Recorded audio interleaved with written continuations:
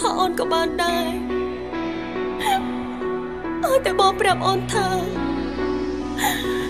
បងនៅតែស្រឡាញ់អូន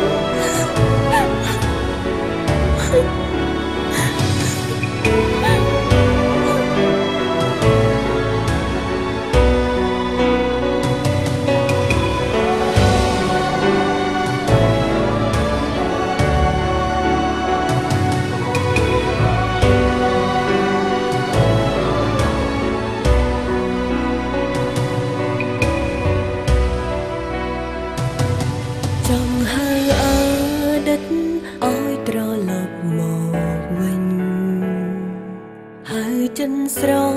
ឡាញ់ដែលអូនខ្វះមិនបានបងវិលវេលាខាត់អាយុប៉ុន្មានអូនអាចធ្វើបានស្លាប់ក៏អូនមិនរៀថោមិនសះសំប្រាពេញសុំទុំទៅអូនឡើយតែស្នេហ៍យើងសូនហើយមិនអាចបកក្រោ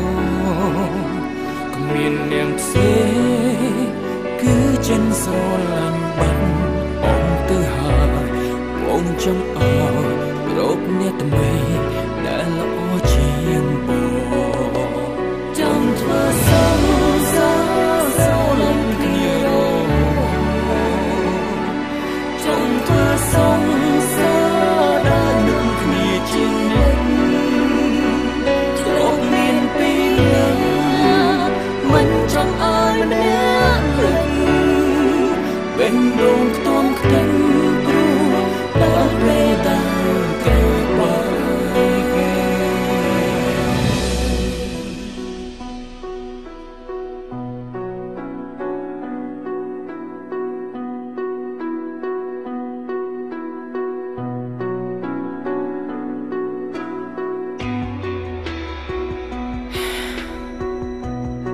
សុំទោស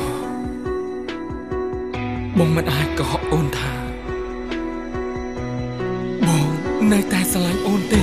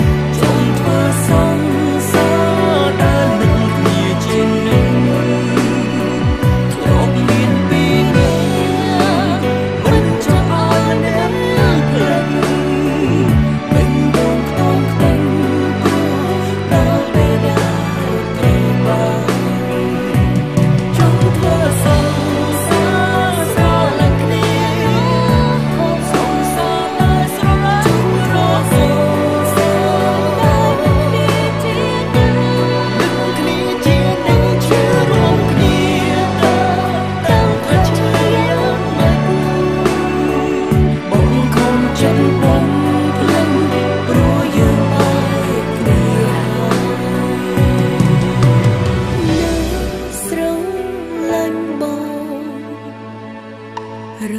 ហូត